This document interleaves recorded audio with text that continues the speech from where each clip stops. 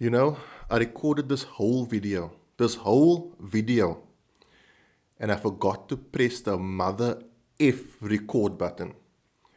Hey guys, welcome back to the channel. Everyday Carry Through, guys. So this is the second time I'm recording this mail time video because I am an idiot. And if you were in my house this last few minutes, you would have heard words that I don't even think have been created yet. If this is ancient times, I think people would have thought I was trying to raise the dead or something. So the worst thing any kind of content creator can ever experience is recording a whole video and not pressing the record button, but that's absolutely what happened. I opened a whole lot of mail, and now they're open. So I'm just going to have to show you what I got. I got a lot of new EDC gear, a lot of cool stuff that I think you're going to be really, really interested in. Those of you who remember my video on Thursday, I mentioned that I have some Olight gear that I wasn't sure if I could show yet because it wasn't released in South Africa yet. That's going to be shown in this video. So we're going to do a mail time where I show you the gear. Obviously, I won't be able to open it. EDC Q&As where I answer your questions, and then at the end, a pocket dump. I'm going to show you the stuff in the order in what I received it. Let's get straight to it. So first and foremostly, from the folks over at Olight, I got this awesome Warrior X3. This is this burnt bronze? I think it's burnt bronze. I remember my slide was Cerakoted in this color once upon a time. And this really does look like burnt bronze to me. Very, very cool. Tactical flashlight. I've got to start doing flashlight reviews because I've got a lot of flashlight review stuff backing up. And then I also got Olight's new Valkyrie Turbo. This is a LEP. Check the beam on this thing. How insane is that?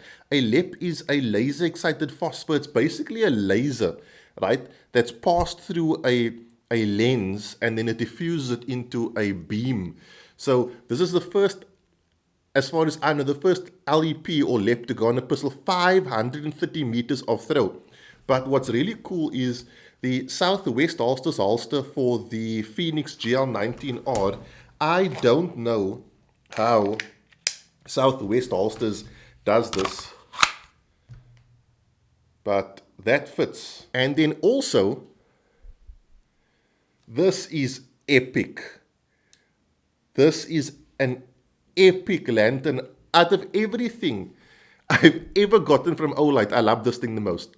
Like, this is just awesome. I like things like this, like these rustic looking. This is going to look so awesome, like hanging somewhere in a video, this warm white glow. It runs on 4 AA batteries, comes with the AA batteries, and this thing has a runtime, a max runtime of something like 150 or 110 hours. Those of us here in South Africa that deal with load shedding, we know all about that, don't we? This is quite a recent one. EDC Q&A. Good evening. Thank you for all your advice and videos. I love them. Can you please give me advice? I'm looking to get myself a red dot optic for my pistol. What is your thoughts on an open emitter optic like the 507C compared to an enclosed optic such as the 509T? Is it worth spending the extra bucks to completely rule out environmental factors that can cause failure points, such as mud getting in the optic? Thank you. Your response will be greatly appreciated. From Armand Dupesani. Okay, so here's the thing, right? There's no disadvantage to getting a closed emitter optic, except the price. Now, okay, so have a look here. This is an open emitter optic. 90% of your red dots are going to be open emitter. That means the emitter that emits the dot onto this glass is open, like it's subject to environmental factors. If I put my finger there, then I can't see the dot, but obviously I wouldn't have my finger there, right? So now a closed emitter optic is something that encloses this entire thing, where the optic is in an enclosed environment, a sort of sealed environment that isn't affected by dirt, dust, rain, snow, mud, etc., etc. There isn't really a disadvantage to getting a closed emitter optic beyond the price. Okay, now I would say this. If you are someone who's going to be carrying outside the waistband, considered duty carry, then a closed emitter optic is a really advisable option because your optic is going to be more subject to environmental factors. If you're an EDCer, where you're going to have layers of clothing over your optic, there is a chance, but the chances of you having an optic emitter failure being caused by blockages or something like that is really, really slim. I'm not saying it doesn't exist, but you're looking at like maybe 0.1% of the time. If you think of the Trichicon RMR, the Holosuns, Delta Points, Vortex optics, they all open emitter optics primarily, right? So, you know, the probability of it being, of a failure being caused by environmental factors for EDC purposes is so slim. Now, I would say money, no object, go for the closed emitter optic, especially the Holosun closed emitter optics. Those things are not even that much bigger than the open emitter optics. You know, your aim point acros and things like that are huge letterboxes that a lot of people would worry about for EDC purposes, although you could more than likely quite comfortably get away with EDCing and acro. I don't think it's going to be a problem because your optic isn't really something it prints. But with the Holosun optics, you know, they're not that much bigger. So here's the thing. Money is no object, go for the closed emitter. Money is an object, go for the open emitter. If you're carrying it for EDC, it's a high likelihood you're never going to experience emitter issues with regards to foreign objects getting into the emitter trajectory window. Next package is from the fine folks over at Nightcore. How awesome is this? They sent me the Nightcore sling bag. I really, really wanted this because this is another collaboration between Nightcore and Lee Gear. Lee Gear makes awesome backpacks and carry bags and things like that. So this is the Nightcore sling bag, the SLB03. And then I also got this situation, which I think is cool for like hiking type deal. This looks and very much feels like a dry bag, which means whatever is in here won't get wet. I think that's cool and could possibly even go inside here for when you want to ensure environmental factors don't affect your sensitive gear, your electronic gear, that sort of thing. But I do like this sling bag and this gear patch, which is really cool. Massive thanks to my contact at Nightcore. His name is Jim, the hardest working man at Nightcore. I really, really appreciate your support. I am going to review the sling bag. I had a look at it already and I like the way it's set up. So more of that to come. Let's take the next question. Hi Ryan, I need some advice on weapon lights. South Africa currently has quite a few options ranging from quite cheap to quite expensive. Money isn't really an issue, but I don't want to waste money on something I don't need. Can you please give me some guidance here from Mohammed? Okay. I feel like I've answered this question before. Okay, Mohammed, I'm going to tell you a story. Let me paint the picture for you. So here's the thing. In the printing world, right, you get a printer called a Tally-Genicom printer. It's a dot matrix printer and it's a line printer. It's like this big. It's like a little, like a row of pins that shuttle left and right, and it goes like as it prints. You'll find it like in factories and warehouses and things like that. It costs like 300 grand. If you were born after the year 2000 and you want to know how I know this, it's because I've worked for a living.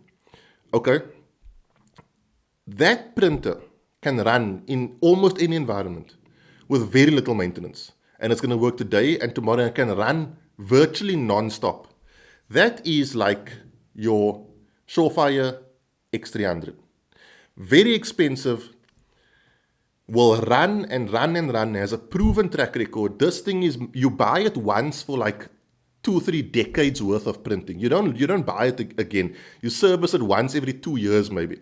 That is your Surefire X300. That's your Streamlight TLR1HL. That is maybe your Streamlight TLR7A. Okay? So you must ask yourself, are you that kind of person? Then you get maybe like a BizHub, right? You maybe have it in the corner of your office or a corner of your office. And this thing can do multiple things. This thing has printer, copier, scanner, freaking everything. That is your Olights, for example, and your other weapon light brands. They work, and for an average person who does average amounts of printing, they are probably going to serve them really well. But after about 3 or 4 years, you have to replace it with a later model. These things are designed to give you a certain life period. Okay? They are not that expensive. They come with a million different things like lights and lasers and different modes and all that shit. That's your Olights and your other weapon lights that are sort of trying to break into the Surefire Streamlight TLR7A market. Now, more Olights or BizHubs are going to sell than those Tally-Genicom printers, which is why Olight is so popular, because they they have attached themselves to the biggest EDC market. The biggest EDC market are not guys like myself who are gearheads, who are like, want the best of everything. The average guys who are living on an average salary, and I'm not saying I make a lot of money, but the average guys on an average salary who just want gear that's going to work, right? They don't want to spend their life savings on a weapon like that sort of thing. And Oulight's attached themselves to that market.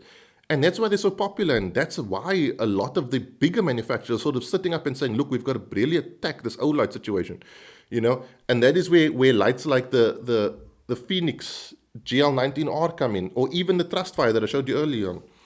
So you've got to ask yourself, what kind of EDC are you? If you're like me, who's on the range every single week, right, you might want to invest in a more long-term weapon-mounted light. Now, the X300 is my favorite EDC light. It's the light I EDC most often. I love the switches, I love the modes, I love the output, I love the beam, I love everything about it. But I do understand that there are people who aren't going to spend 7,000 Rand on a weapon light. And as I've always said, I would rather have an Olight than no light. Here's the be-all and end-all of it. You are going to get what you pay for. If you pay for an expensive light like a Surefire, you're going to get the lifetime of a Surefire. Okay, if you pay for a cheaper light, it's not going to last as long as your Surefire. They're not designed to last as long as your Surefire. So that is I can't tell you what to buy, but that's the information you need to think about. Let's open the last package. So this is from a guy called Marius Hatting at Outback Trading. He's the main guy there. And he sent me a pair of his Recon boots. How awesome is that? I've actually tried these on already. They are hella comfortable. I'll leave Outback Trading link down below. They are extremely comfortable. He also sent me some, what looks like, what is this, beeswax, Have a look at that. I can't help but want to, it looks so edible, I don't know what it is about beeswax and dubbin and things like that. They just look like they're going to taste so nice. So huge thanks to Marius. These boots are really, really comfortable, guys. If you're looking for a comfortable pair of boots, these are the most comfortable boots I've had on my feet. Let's do the pocket dump and we can end off. So guys, clothing-wise, before I do the pocket dump, clothing-wise, people have asked me about the Urban Warrior General Long. It's like the General t-shirt, which is the best concealed carry cover garment I've ever come across in my life. Urban Warrior make gear especially for EDCers. They're a fashion company that makes gear for EDCers. So it's like good clothing. The General Longs are selling out super fast. The price is right. It's $290 on my website. It's going to go up. I know it's the same price as the General T. It's a launch special. So if you want that, get it soon, because once it's out, it's out. And then it'll probably come back next month when it's going to be at the regular price. It's going to be 300 odd bucks. So check that out on my website. Let's do the pocket dump. Okay, so left rear pocket. I don't know if you guys can see. As always is my Leatherman Scully tool. And then in my left pocket is my Phoenix PD35 testing for review. But I like this light. I'll tell you that. I won't tell you that for nothing. Belt, as always, Core Essentials. And then holster is the,